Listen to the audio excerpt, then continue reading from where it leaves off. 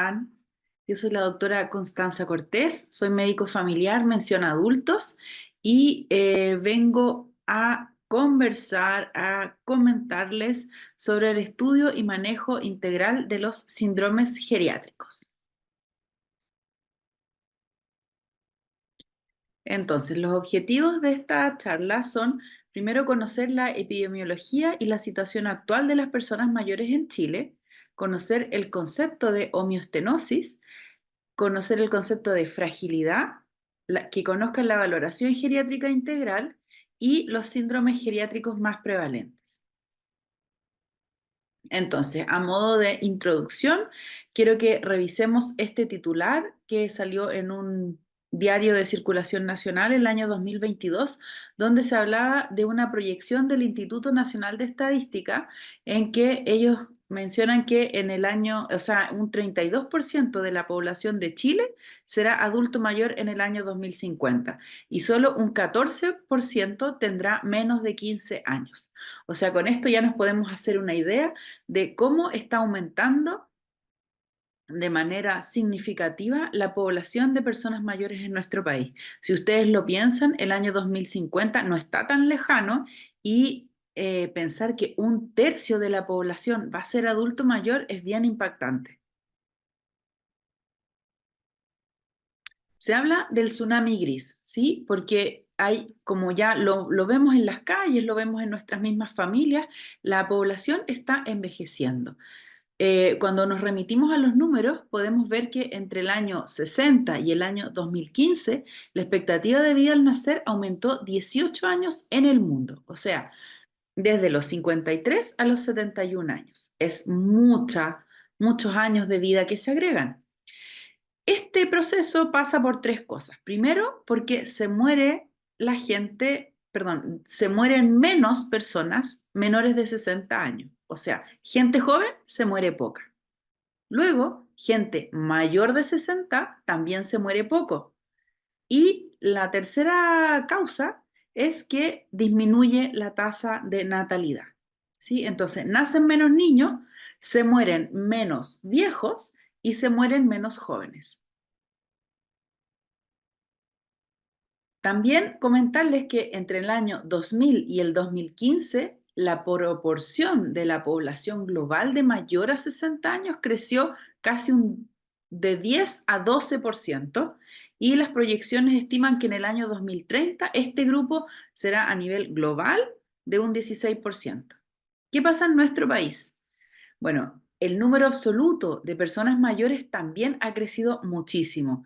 Si ustedes ven, en el año 50, la gente que tenía más de 60 años eran casi cercano a los 420.000 personas. 420.000, eso es lo que tiene hoy día una ciudad grande en Chile. Pero ahora, en el año 2017, ese número de 420.000 ha crecido a 2.850.000. O sea, es demasiado lo que ha aumentado la población chilena, ya la población mayor en Chile. En Chile es el país de Latinoamérica que más ha aumentado la esperanza de vida al nacer, ¿sí? Entre el año 70 y el 2016, la esperanza de vida al nacer aumentó de 60 a 76 años en los hombres y de casi 67 a 82 años en las mujeres. Entonces, por todas estas causas, espero haberlos convencido de que es importante que conozcamos algunas cositas de la geriatría. Bueno, el concepto que les comenté anteriormente de la homeostenosis tiene que ver con esta capacidad de reserva biológica que tienen las personas para sobreponerse a las dificultades. Eh, y con esto me refiero a el dibujo que aparece en la parte superior de la diapositiva, donde nosotros vemos en el lado izquierdo que hay una persona joven que, como puede ser como nosotros, cualquiera de nosotros, que esa persona, frente a cualquier estrés, ya sea un accidente, ¿cierto? Alguna enfermedad, esa persona tiene muchas capacidades y muchas reservas para recuperarse y volver a quedar en el mismo estado que estaba antes. Por ejemplo, si a mí me da una neumonía, me da una infección del tracto urinario, ¿cierto? A cualquiera de ustedes nosotros nos vamos a recuperar bien. A lo mejor nos va a tomar algunos días, vamos a estar con licencia, ¿cierto? Con tratamiento antibiótico, pero vamos a volver a reintegrarnos a nuestras actividades, vamos a seguir trabajando, etcétera. ¿Sí? Pero a medida que la edad va aumentando, lo que dice abajo, increasing age, este rango va disminuyendo, disminuyendo cada vez más. Entonces, estas personas mayores, ante cualquier estrés, va a hacer que tengan un evento adverso, ¿sí? Que puede ser una hospitalización o una muerte. ¿Por qué? Porque ya no tienen este espacio tan grande para poder mejorarse. Cada vez sus reservas son más limitadas, entonces entre cualquier golpe, cualquier estrés que se les infunda, estas personas les cuesta mucho recuperarse. Eso significa que, por ejemplo, la misma neumonía, la misma infección del tracto urinario que nos puede dar a cualquiera de nosotros, en ellos puede ser una catástrofe porque pueden terminar hospitalizados con antibióticos endovenosos, ¿cierto? Ustedes saben, cada día de estar hospitalizado, si es que ese hospital además no tiene las medidas adecuadas para las personas mayores, van generando sarcopenia, UPP, etcétera. Entonces, una pequeña cosita que yo le haga a esta persona, pum, lo va a botar al suelo y le va a costar mucho levantarse. Aquí abajo les pongo esta imagen que habla de la fragilidad como un continuo, ¿cierto? La homeostenosis también tiene que ver con la fragilidad, que la vamos a definir más adelante, pero lo que quiero el concepto que quiero que se quede es que la fragilidad es un continuo, ¿sí? Va desde un adulto mayor, se habla de fit, que son las personas estos que vemos de repente en las redes sociales, en las noticias, la persona de 95 años que corrió la maratón de Japón y salió primero, bla, bla, bla. Ya, esa persona es algo excepcional, ¿sí? Ese es el fit. Después viene el robusto, ¿sí? Que es la persona mayor que nosotros vemos, que a lo mejor es un chofer de taxi, un conserje, a lo mejor algún profesor nuestro, algún doctor, un abogado. Son personas que son muy mayores y que aún se mantienen trabajando. Es resiliente, cuando le pasa algo se recupera bastante rápido, vuelve a trabajar, sí, no con la velocidad de una persona más joven, pero sí lo logra. Luego vienen los prefrágiles, ¿ya? Que se ven más o menos bien, se recuperan lento de los embates y pueden a veces desarrollar algunas consecuencias adversas. Luego ya viene el frágil temprano. Ese ya se ve más frágil, es la persona que a lo mejor nosotros vemos con algún bastón, ¿cierto? Que camina más lento, tiene poca tolerancia a los estresores, o sea, cualquier cosita ya le afecta un poco más, un resfrío lo tira a la cama, pero no tiene ningún tipo de discapacidad. Ya la fragilidad instalada es la persona que ya se ve frágil, que a lo mejor anda con un andador de paseo, ¿cierto? Y se recupera mucho más lento. Y esta persona ya, el frágil, ya tiene algún grado de discapacidad. Y ya la fragilidad tardía es una persona que probablemente está en cama, es dependiente y tiene alto riesgo de mortalidad. Entonces, fragilidad se define como la declinación fisiológica progresiva de los sistemas que resulta en una disminución de las capacidades intrínsecas de reserva. Acuérdense de eso, capacidades de reserva, ¿sí? Lo cual le confiere extrema vulnerabilidad frente a estresores y aumenta el riesgo de los eventos adversos en salud. Un ejemplo bien eh, ilustrativo, encuentro yo, es el de estos juguetes que tienen los niños que son como inflables y que uno les pega un combo y se vuelven a parar rápidamente. Bueno, ese que se para rápido es el robusto, el fit o la persona más joven. Ya cuando ya no tienen esta capacidad y el mono nosotros le pegamos y no se para, o sea que está desinflado, es un adulto mayor que ya es más frágil, ¿cierto? Entonces, ¿qué pasa aquí? El dibujo que les pongo acá abajo, que hay un estado de riesgo, ¿cierto? Esta persona que está ahí como al borde del precipicio y cualquier situación que le limite su funcionalidad eh, va a llevar, puede empujarlo, digamos, a la discapacidad, lo puede empujar al precipicio.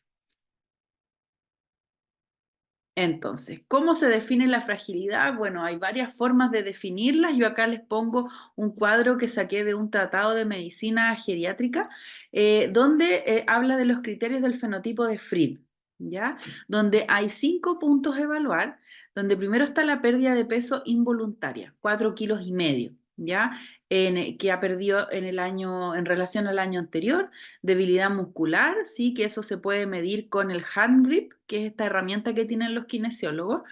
Después la baja resistencia o el agotamiento autorreferido. El paciente te dice que está cansado. Hay una lentitud en la marcha, y hay un bajo nivel de actividad física, ¿ya? Todas esas cosas se pueden calcular, pero también uno se las puede preguntar al paciente. Por ejemplo, el cuestionario de Frail, perdón, cuestionario Frail tiene estas preguntas que tú le tienes que hacer al paciente. ¿Está usted cansado? ¿Es incapaz de subir un piso de escalera? ¿Es incapaz de caminar más de una manzana sin cansarse tanto? ¿Tiene más de 5 enfermedades? ¿O ha perdido más del 5% de su peso en los últimos 6 meses? ¿Sí?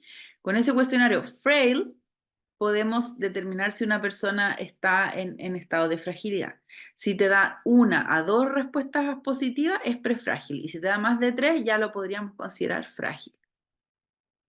Entonces, acá está lo que yo les estaba diciendo. El primero es una persona que es deportista, que son estos casos excepcionales que salen en la televisión, ¿cierto? Que es el fit. Ese se recupera rápido de cualquier cosa. Pero ya el robusto es la persona que no es deportista, pero que sí se mantiene activo, va a trabajar, toma locomoción. Es como que tuviera 50 años, ¿ya? Se recupera lento.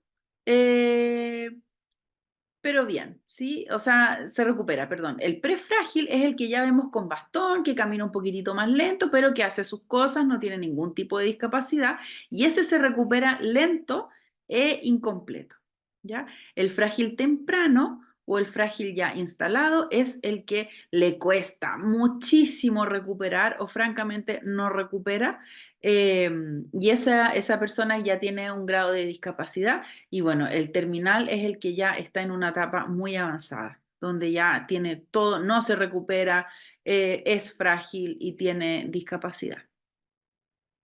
Este dibujo es muy ilustrativo también porque nos muestra en la línea punteada, la que está acá al medio, la separación entre ser independiente y dependiente. Entonces, si nosotros fijamos la línea, nos fijamos en la línea verde, ¿cierto? Donde dice que, si se fijan, la línea verde está súper lejos de la línea punteada que determina el pasar a dependencia, ¿sí? Entonces, el paciente que representa la línea verde tiene una enfermedad menor como una infección del tracto urinario y sí, su nivel de independencia va a caer un poquitito, pero luego se recupera rápidamente y vuelve al nivel basal en que estaba, ¿sí? Bien lejos de la línea punteada, o sea, muy lejos de la discapacidad. Pero la persona frágil o prefrágil está bastante más cerca de la línea que nos divide independiente de dependiente. Entonces, esa misma persona que está más frágil, ¿cierto? Sufre la misma embate, la misma enfermedad, la misma ITU, pero a este personaje lo tira a la dependencia, ¿cierto? El golpe es mucho más grande, se hace dependiente, francamente, ya está en la parte de abajo del dibujo y le cuesta mucho más tiempo. Esta línea es tiempo, ¿sí? La horizontal es tiempo, mucho más en recuperarse y si se fijan, no vuelve a estar en el nivel del principio, queda más abajo, no se recupera 100%. Bueno, hay intervenciones que se pueden hacer en la fragilidad, ustedes las conocen, ¿sí? Este cuadro lo puse porque está como súper esquematizado y para que nos recuerde que tenemos que hacer muchas cosas en la consulta. Primero, mantener las enfermedades crónicas y la multimorbilidad a raya, ¿cierto? Para eso podemos utilizar la BGI, para conocer todas las enfermedades del paciente y cómo se están abordando. Revisar siempre la polifarmacia con los criterios de stop-start, y valorar las interacciones. Ahora contamos con el gran beneficio de contar con químicos en la mayoría de los SFAM, entonces aprovechen ese recurso. Si es que detectamos que hay déficit de vitamina D, bueno, ojalá la podamos medir, ¿cierto? para detectar el nivel bajo y suplementar. Si es que pensamos que puede tener osteoporosis, bueno, derivar al nivel secundario para tomarle una densitometría en casos que amerite. Ustedes saben que ese no es un examen de rutina, pero en pacientes seleccionados con artritis que toman corticoides, etcétera, se puede medir. Ya, si es que nos va mal con las evaluaciones de fuerza y esas cosas, ¿cierto? Podemos decir que tiene sarcopenia, podemos también pedir estos exámenes y siempre recomendar el ejercicio y los suplementos nutricionales. El dolor lo podemos evaluar con las escalas de EVA, ¿cierto? Y tratar obviamente el dolor. Ahora ustedes tienen una canasta un poco más amplia con los cuidados paliativos universales. La malnutrición, siempre apoyarnos de las compañeras nutricionistas, ¿cierto?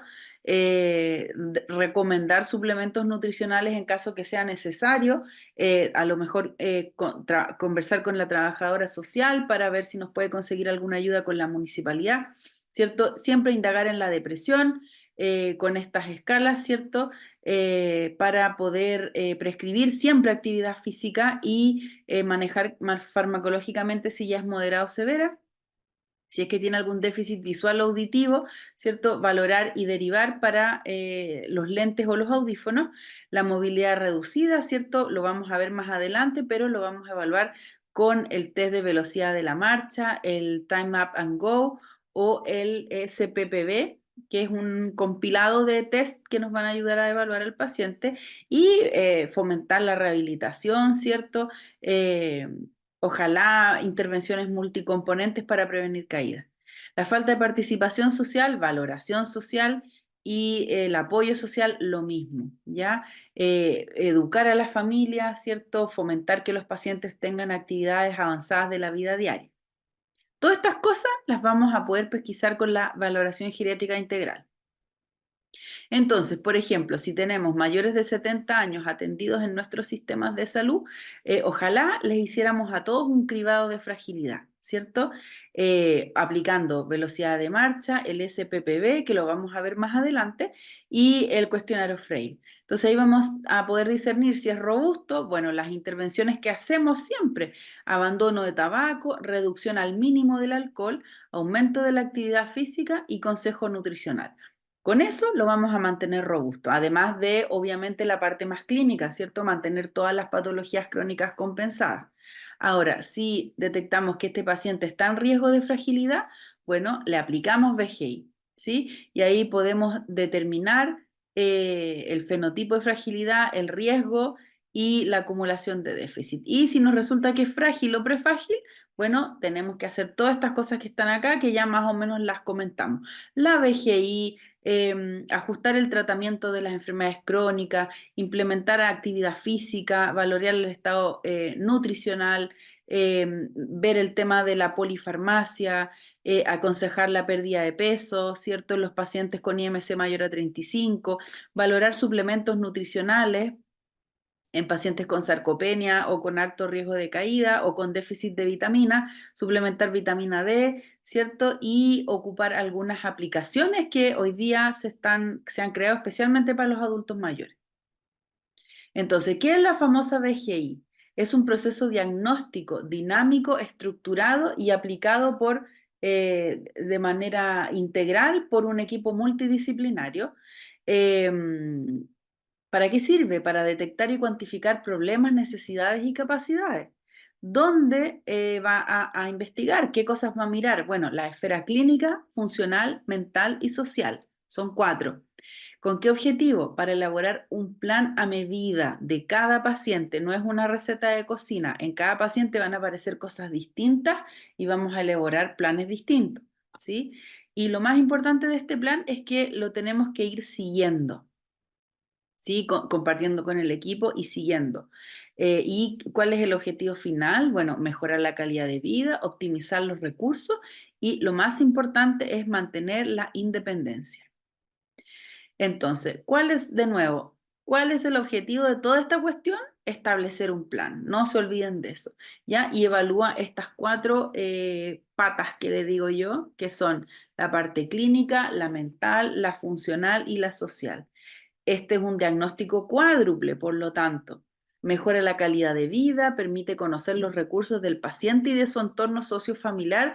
Ojalá puedan hacer la BGI en domicilio, porque ahí van a sacar un montón de información.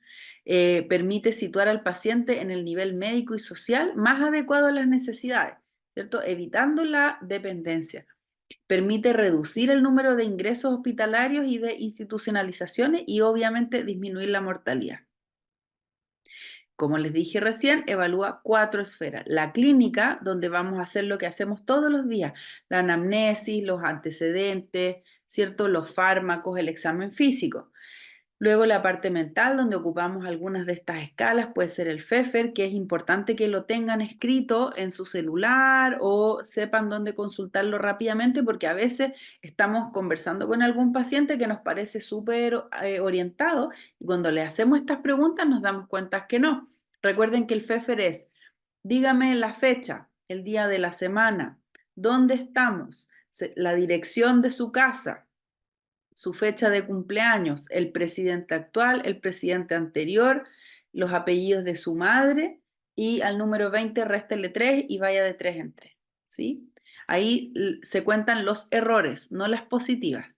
El CAM, que nos sirve para ver delirium, Yesevash, ¿cierto? Para ver salud mental, todas estas cosas. GDS, que nos ayuda a ver el tema de cuán avanzada está la demencia. El Minimental, el MIS, que es el test de las 3 palabras, que se las digo, las repite y después se las vuelvo a preguntar, y el test del reloj. En el funcional, bueno, las escalas que ustedes ya conocen, el Bartel, el Lotton y Brody, preguntar por las actividades avanzadas de la vida diaria. Recuerden que son participar en grupos sociales, en clubes de adulto mayor, bailes, etcétera. Y el Performance Status. En la parte social, bueno, evaluar cómo está el cuidador, ¿cierto? Evaluar las redes familiares, las redes de salud. Hay pacientes que, sobre todo los pacientes del área privada, que ellos están bien solos. Eh, claro, consiguen horas rápido, pero no tienen médicos de cabecera, no tienen el equipo de APS que está ahí apuntalando a la familia y al paciente y andan a la deriva. Entonces, en esta clase se supone que tendríamos que hablar de síndromes geriátricos, pero claramente no podemos hablar de todos ellos porque son muchos, ¿sí? Según la escuela y según la orientación que se dé, se habla de los 9 grandes, de los 3 grandes, pero en realidad son un montón, ¿cierto? Los más conocidos, la sarcopenia, las UPP, los déficits sensoriales, las caídas, ¿cierto? La polifarmacia, la incontinencia, pero hay otros que son re importantes, el insomnio, el maltrato, la sobrecarga familiar, ¿cierto? El dolor, que a veces lo vemos como una cosa más, como un síntoma nomás, pero sí son muchos, podríamos estar hablando una semana de todo esto. Entonces, vamos a partir con el síndrome de caídas. ¿Qué es lo que es una caída? Es un acontecimiento involuntario que hace perder el equilibrio y dar con el cuerpo en la tierra u otra superficie firme que lo detiene, ¿ya? Los factores de riesgo: ser mujer mayor de 75 años, tener algún tipo de dependencia, tomar más de 3 fármacos, tener alteraciones visuales u auditivas, enfermedades crónicas, enfermedades osteoarticulares, neurológicas y musculares, personas que se exponen a barreras arquitectónicas y accidentes previos, antecedentes previos de caída, ¿sí? Esto todos ustedes lo conocen, pero aquí está como un poquito más ordenado para que lo recuerden cuando vean a sus pacientes y en cuáles hay que poner más atención a las posibles caídas. Ojalá incorporaran dentro de su anamnesis de una persona mayor preguntarle, ¿se ha caído en los últimos 6 meses o en el último año? Y ellos a veces lo ven como algo súper natural, como que fueran niños que están aprendiendo a caminar. Sí, me caí la semana pasada 3 veces. Ahí tienen que abrir los ojos y derivar, ¿sí? Con kinesiología, para que los evalúen y puedan, ojalá, implementar un plan de actividad física, de fortalecimiento muscular, etcétera. Eh, ¿Cómo se estudia el síndrome de caídas? Bueno, primero con la BGI. Sí, acuérdense que es multidisciplinaria, también la pueden aplicar los kinesiólogos y también pueden sacar información muy rica para poder manejar estos pacientes. Permite identificar Otra cosa que hay que hacer es identificar los factores intrínsecos y extrínsecos que van a provocar la caída, determinar las consecuencias posteriores, prevenir caídas posteriores y evaluar las causas. Entonces, los factores intrínsecos son cosas que son propias del paciente. Por ejemplo, déficit visuales, déficit auditivo, ¿cierto? Problemas cardíacos, problemas de articulaciones, ¿cierto? Trastornos que tenga alguna marcha lenta, etcétera. Deterioro cognitivo, ¿cierto? Depresión, alteraciones del equilibrio, que use ayudas técnicas, ¿cierto? Déficit de fuerza, alteraciones neurosensoriales. Y dentro de los extrínsecos, bueno, están las cosas más arquitectónicas, ¿cierto? Barreras dentro del domicilio, alfombras, casas oscuras, de repente mucho cable, cuando hay mucho desorden en la casa, estas casas que tienen lleno de muebles, ¿cierto? Que apenas hay espacio para poder circular.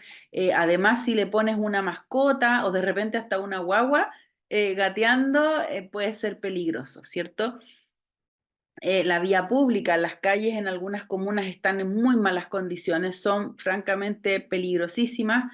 El transporte público, ¿cierto? El subirse a la micro es difícil para cuando el paradero no está nivelado con la micro, o a veces la persona mayor se sube y el micrero parte y la persona no se alcanza ni siquiera a sentar. Y también, bueno, el calzado inadecuado y a veces las modas, cuando se usan estos pantalones que son como anchos abajo, también hay personas mayores que se tropiezan con los mismos pantalones y se caen. Consecuencias, bueno, físicas, ¿cierto? Contusiones, heridas, fracturas, la temida fractura de cadera, que ustedes saben que eso puede llevar incluso a una muerte, pero también a institucionalización y cirugía, ¿cierto? TEC, según el tiempo que la persona esté en el suelo, si imagínate que se cae sola, vive sola y está horas tirada en el piso del baño mojada, puede darle hipotermia, rabdomiolisis, UPP, ¿cierto? Una trombosis incluso. Psicológica, miedo, les da mucho miedo volver a caerse, trastornos de ansiedad, trastorno de estrés postraumático, disminución de la actividad física porque les da tanto susto que se empiezan a quedar quietos y casi ya no se mueven, evitan salir, se empiezan a encerrar. Socioeconómicas, bueno, atenciones médicas, hospitalizaciones, ¿cierto? Institucionalización, rehabilitación, muchas sesiones, probablemente va a requerir que algún familiar a lo mejor tenga que estar, ausentarse de su trabajo para poder acompañarlo a las sesiones de rehabilitación hasta que ya se sienta seguro y pueda andar solo.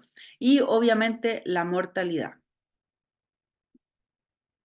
Entonces, ¿cómo vamos a evaluar la caída? Bueno, yo les hablaba del SPPB, que es el Short Physical Performance Battery, ¿ya? Donde tiene estos tres componentes. El test de equilibrio, donde se le pide al paciente que se pare en tres posiciones distintas por 10 segundos, ¿sí? Primero, se para con los dos pies apoyados paralelo, luego uno delante del otro, pero un poquito, poniéndolos un poquito así, y luego ya en tándem, ¿sí? Son 3 veces. La marcha en 4 metros tiene que ser menor a 4,8 segundos y eso se hace 2 veces y levantarse de la silla con los brazos en cruz sin apoyarse de los apoyabrazos, tiene que levantarse y 5 veces y eso lo tiene que hacer en menos de 11,19 segundos. ¿Sí? Esto es algo que está súper estandarizado, en Europa se usa bastante. También pueden hacer el test del el Time Up and Go, ¿cierto? Que eso es lo que está en el Mini Mental. También podemos ocupar la prensión manual y la marcha de los 6 metros. Entonces, síndrome de caídas, intervenciones, se ha visto en revisiones sistemáticas que cuando hay un tema de deterioro de la cognición, deterioro cognitivo, puede inducir caídas, ya lo dijimos, era un factor predisponente y nos va a afectar la marcha. Entonces, o al revés, la marcha puede afectar la cognición y generar caídas. Entonces, se ha visto que intervenciones que van orientadas a mejorar aspectos de la cognición como la atención y la función ejecutiva van a mejorar todo esto. Entonces, por ejemplo, se hizo un estudio donde se vieron que pacientes que se les indicaba ejercicios de fuerza semanales por 12 semanas en una cohorte de pacientes sin deterioro cognitivo, mejoran la función ejecutiva y, y aumento de la velocidad de la marcha. Entonces, acá no estamos hablando de personas con deterioro cognitivo, ojo, sino que estamos hablando de estimular cognitivamente eh, y esto se logra mediante la actividad física. Entonces yo le pongo actividad física y esta persona como que se le activa el cerebro y mejora esta, que es la función ejecutiva, y además camina más rápido. Entonces siempre el ejercicio es beneficioso para todo. Esta es una aplicación que les recomiendo descargar, es gratuita, se llama ViviFrail, es europea y es súper chora porque si ustedes tienen la paciencia o pueden armar algún grupo en el CESFAM para explorar esta aplicación y compartirla, ¿cierto?, en las reuniones de los adultos mayores, de verdad que es la bomba, porque te da como pasaportes. Si ustedes se fijan acá en el lado izquierdo de la pantalla, eh, tiene, por ejemplo, la letra A son los que están en discapacidad, los B los que están en fragilidad, la C en prefragilidad y los D son los que están robustos. Entonces, esta aplicación tú la descargas tú como médico y el paciente como paciente, la descargas en tu celular y lo que hace es que te hace primero un test, ¿sí? Aplica el SPPB, lo que vimos anterior, te dice cómo aplicarlo, te dice ya, cuenta el tiempo, haz esto, haz esto, haz esto. Y va registrando los resultados que va teniendo el paciente y te calcula en qué letra está. ¿Sí? Por ejemplo, si está en la letra D, es el paciente robusto y tiene que hacer estos ejercicios que te muestra acá. Y la aplicación te va diciendo el tiempo, cuántas repeticiones, etc. Es muy útil y se usa mucho en España. Aquí está cómo se ve en el Google. Ay, ¿cómo se llama? El Play Store. Así se ve para que la bajen. Sí, esto le quería mostrar como la interfaz para que la vean y ojalá la puedan bajar y compartir con los kine en el CESFAM. Ahora vamos a hablar de úlceras por presión, donde ustedes saben que aquí las reinas son nuestras amigas enfermeras, ¿cierto? Es la solución de continuidad de la piel relacionada a los sitios de contacto o mayor presión.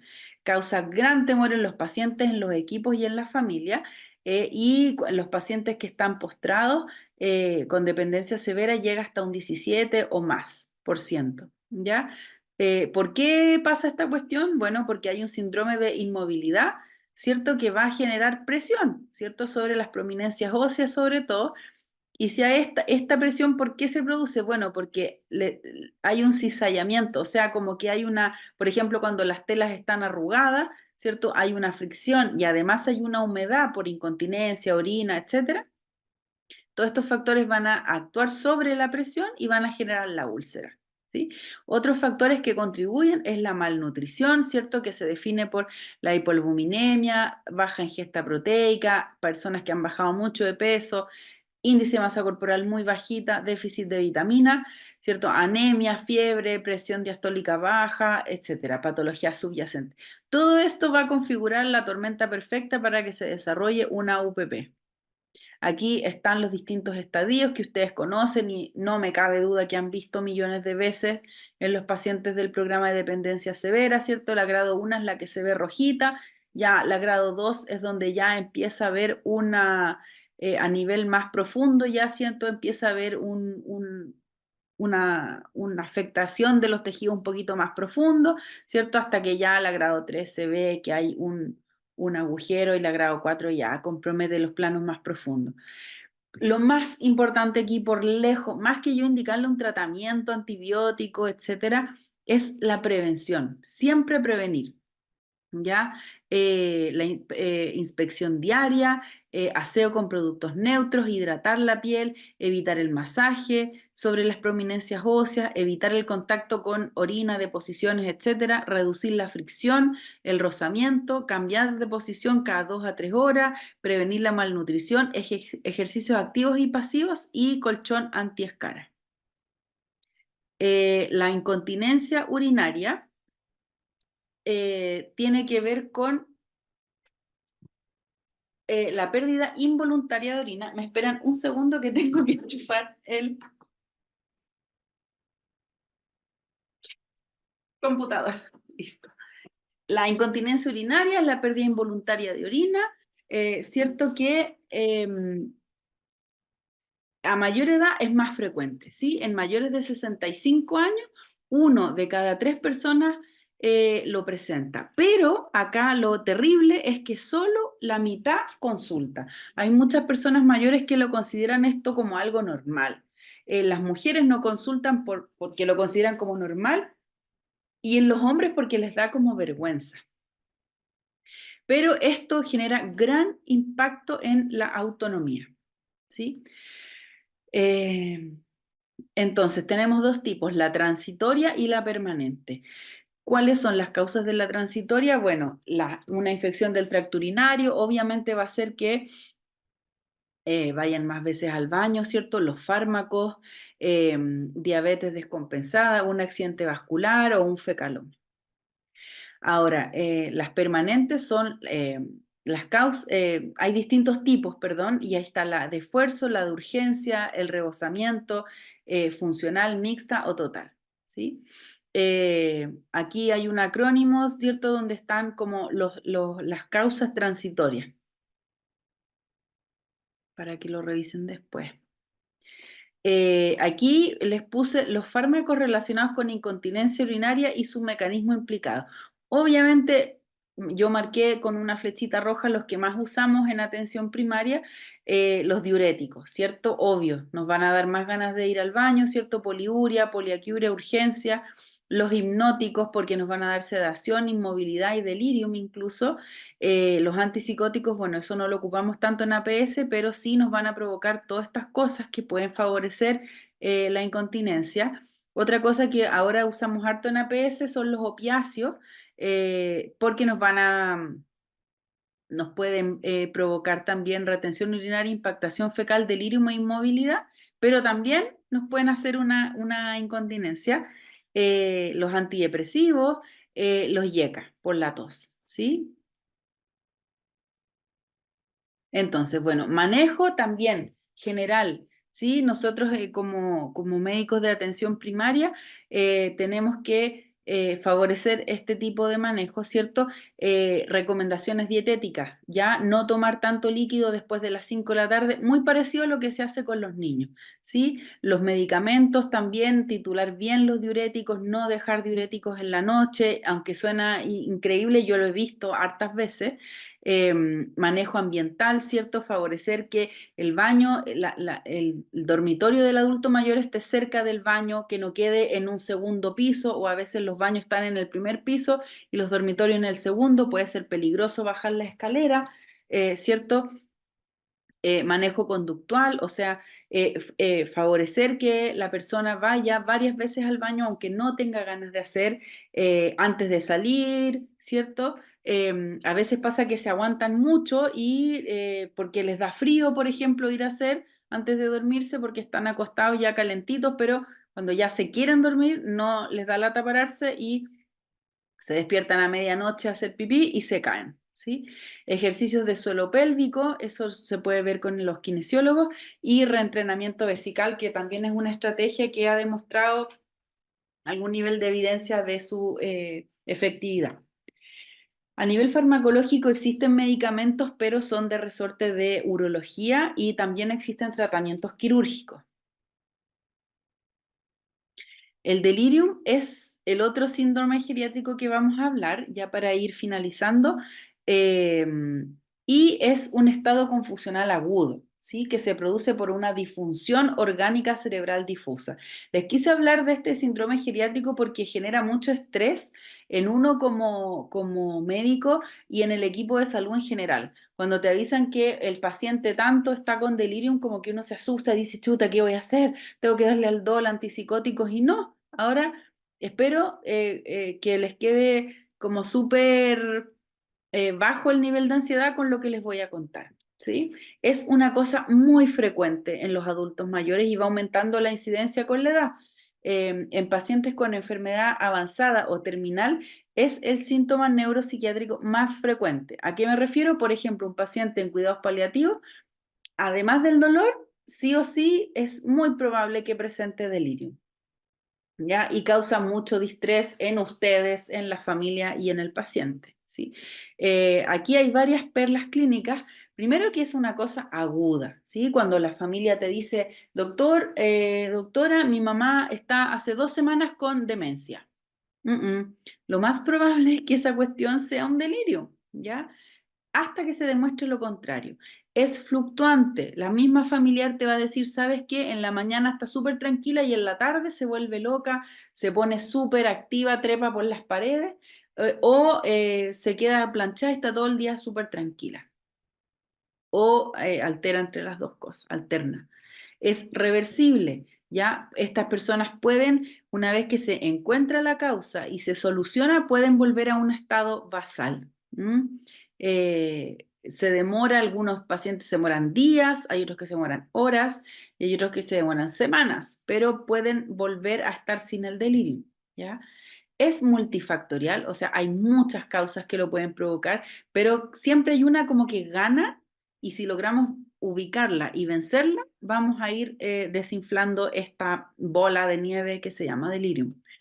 Puede ser una emergencia médica, porque si hay una causa que es peligrosa, puede ser de riesgo para el paciente.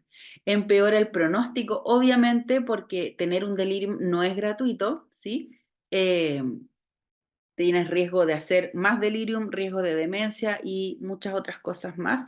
Y es prevenible. Eso de nuevo es lo más importante. Es muy prevenible y muy barato de prevenir. Entonces, con este esquema les quería mostrar cómo ¿a quiénes le pasa más esta cuestión? En la columna de la izquierda tenemos la vulnerabilidad alta, ¿sí? Que son pacientes, por ejemplo, que ya tienen una demencia muy avanzada, y los baja vulnerabilidad son los sanos o frágiles, ¿sí? Entre medio eh,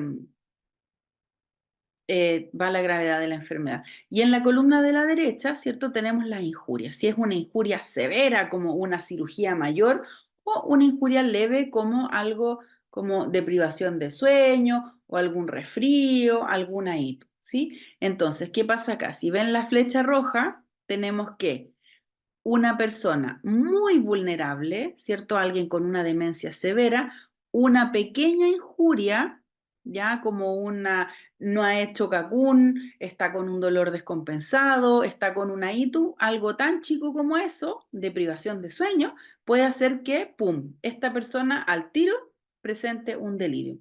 Y al revés, si tenemos una injuria severa, ¿cierto? Como una cirugía mayor, vamos a necesitar ese nivel de intensidad de golpe para que la persona de baja vulnerabilidad, o sea, el sano, el robusto, no frágil, presente un delirio, ¿sí? Entonces, a mayor vulnerabilidad, más chico es el empujón que yo le tengo que dar versus el que tiene baja vulnerabilidad, o sea, el robusto, el fortachón, le tengo que pegar súper fuerte para que le dé un delirio. Entonces, hay factores predisponentes y precipitantes. Dentro de los predisponentes, obviamente la edad. A mayor edad, mayor probabilidad de desarrollar un delirio, ¿cierto? También predisponente es tener demencia o deterioro cognitivo. Delirium previo. Si yo ya tuve un delirium, la probabilidad de que tenga otro es súper alta. Si tengo dependencia, lo mismo. Déficit neurosensorial, también. Personas que se hospitalizan, ocupan lentes, prótesis, audífonos y la familia no se las lleva porque dice, chuta, se pueden perder. Craso error. Sí o sí van a desarrollar un delirium, sobre todo si son más frágiles. Si hay comorbilidad múltiple, depresión, alcohol y polifarmacia, es el caldo de cultivo perfecto para desarrollar uno. Dentro de los precipitantes están las infecciones, los fármacos, agregar un fármaco nuevo, deshidratación, ¿cierto? Las personas mayores, acuérdense que van perdiendo el desarrollo de la sed, entonces hay que estar ofreciéndoles agua porque ellos raramente van a sentir sed, el estreñimiento, electrolitos plasmáticos, hospitalizaciones, contención física, catéteres o cirugía. Dentro de mi experiencia trabajando con adultos mayores, lejos, lo que más me toca ver son infecciones y constipación. Eso es lo que más nos toca ver en pacientes, por ejemplo, con cáncer. Ahora, tienen que cumplirse ciertos criterios para desarrollar un delirio, para desarrollarlo y diagnosticarlo. Tiene que ser agudo y fluctuante y sí o sí tiene que haber inatención. Esas dos tienen que estar sine qua non, ¿ya? Ahora, tiene que haber una más, que puede ser el pensamiento desorganizado o la alteración del nivel de conciencia, ¿sí? Entonces, las dos primeras tienen que estar y una de las otras dos de abajo. ¿Cómo se evalúa esta cuestión? Con el CAM, ¿sí? Hay estas 4 preguntas que ustedes tienen que hacérsela al cuidador, donde la primera está si es de comienzo brusco y curso fluctuante, ¿sí? Ahí hay que ver cómo ha estado el estado mental del paciente y este comportamiento raro fluctúa en el día. Hay que ver la atención. ¿Cómo lo van a ver? Pueden pedirle que te digan los días de la semana de atrás para adelante o que te deletree la palabra mundo de atrás para adelante. Pensamiento desorganizado, habla cosas locas, raras, ¿cierto? Alteración del nivel de conciencia. Ahí puede pasar de alerta, hiperalerta, omnibulado, estuporoso o comatoso. ¿Ya? Sí o sí, las preguntas 1 y 2 tienen que estar presentes y además de forma indistinta la 3 o la 4. Acuérdense el CAM. Manejo. Ya, aquí es donde la parte que le tenemos más susto y no sabemos qué hacer porque la risperidona, el aldol, la quetiapina, ¿qué voy a hacer? No, lo más importante es prevenir, ¿sí? Y después de prevenir, si ya está con delirium, bueno, buscar la causa. Hay una causa que es la que más gana y es la que está desconchinflando, como se dice al paciente. ¿Sí? Encontrar y tratar el precipitante. Les dije, yo lo que más me toca ver son pacientes que llevan 4, 5, 6 días sin ir al baño, pacientes que están con retenciones agudas de orina, pacientes que están con dolor descompensado o alguna infección, una ITU, por lejos. También puede ser una neumonía, pero esas son las cosas que más toca ver en el día a día. Conocer el paciente que estoy evaluando y el contexto, ¿sí? Conversar con la familia para saber cómo era el paciente previamente, eh, eh, manejo ambiental para prevención y también para tratamiento. Si ustedes ven que, no sé, están pasando visita o van a la casa de un familiar y te cuenta que está con este delirium, en la mañana ustedes pueden aplicar, por ejemplo, orientarlo, ponerle el calendario, ponerle fotos de sus familiares, ponerle ahí el día, dónde están, etcétera, y ese paciente a lo mejor en algunas horas puede ya estar un poquito más orientado. Obviamente siempre que vayamos tratando la causa subyacente que lo está desorientando. Por ejemplo, que no tenga los lentes. O le estoy dando algún tratamiento para mejorar la constipación, ¿sí? Eh, y lo farmacológico, hoy ojalá que no, evaluar caso a caso, se ha demostrado que no hay muchos beneficios y educar a la familia, ¿sí? Evitar el medio hostil y dar más medicamentos. Hay que explicarle a la familia que esto es algo fluctuante, que es transitorio, que puede revertir, pero que hay que buscar el culpable. Entonces, dentro del manejo ambiental, obviamente los lentes, ¿cierto? Los audífonos, las prótesis, evitar la contención, favorecer que sea un cuidador cercano, un familiar, el que, por ejemplo, lo vaya a acompañar a la hospitalización, que esté con alguien conocido, ¿cierto? Ahí aprovecharse un poquito del hospital amigo, favorecer siempre la luz natural, ¿cierto? Evitar despertar en la noche. A veces pasa que cuando la familia es muy aprensiva y uno le dice, no sé, pues dele el tramadol cada 6 horas, lo despiertan a las 4 de la mañana para darle el tramadol. No, hay que explicar que eso no hay que hacerlo. ¿Sí? Reorientar, ponerle lo que yo les decía, carteles con las fechas. A veces yo voy a las casas y el paciente está con dependencia severa acostado en su cama y claro, tiene el calendario, pero está súper lejos, ni yo lo veo. ¿Sabes? Todas esas cosas hay que mejorarlas. Y los ruidos, ¿cierto? Favorecer que los ambientes sean tranquilos y no estresantes. Ahora, con respecto a los farmacológicos, se los pongo acá en rojo porque ojalá no lo ocupen. Crecen los riesgos. Solo usarlo en caso de seguridad propia del paciente o de otros, del equipo de salud, ¿sí? O de la familia. A veces hay pacientes que se ponen muy agresivos, que empiezan a pegarle a los familiares o cuando están hospitalizados dejan la escoba en la sala. Bueno, si no hay forma de manejarlo, si ya le están, por ejemplo, le dieron la lactulosa, le hicieron el tacto rectal y están esperando que haga cacún y tiene el escándalo en la sala, bueno, a lo mejor en esos casos muy puntuales se podría dar alguna cosa farmacológica, ¿sí? Y se puede dar Aldol, que es intramuscular, partir con dosis pequeñas y llegar hasta 3 miligramos, o risperidona, ¿sí? Que es un poco más suave que el Aldol, también máximo 3 miligramos, o ¿cierto? También se puede dar el lorazepam, sobre todo en pacientes con Parkinson, alcoholismo o que toman benzodiazepina. Eso, así que no le tengan miedo, esto del delirium se puede estudiar en APS, fundamentalmente si ustedes tienen la sospecha de que el paciente está desarrollando este delirium, lo pueden estudiar, o sea, pídanle tacto rectal, pregunten si ha hecho cacún, en segundo lugar pueden tomar exámenes de sangre, de orina, y ahí les aseguro que algo va a aparecer, ¿sí? Evaluar al paciente, el examen físico, ¿cierto? Puede haber un globo vesical, tos, una neumonía, una bronquitis, esas cosas pueden ser las que están provocando el delirio. Y evitar lo más posible mandarlo a la urgencia. Ustedes pueden resolver en la casa el delirium. Si lo mandan a la urgencia, lo único que van a hacer es que va a empeorar todo. Y eso era lo que yo les tenía que contar. Muchas gracias.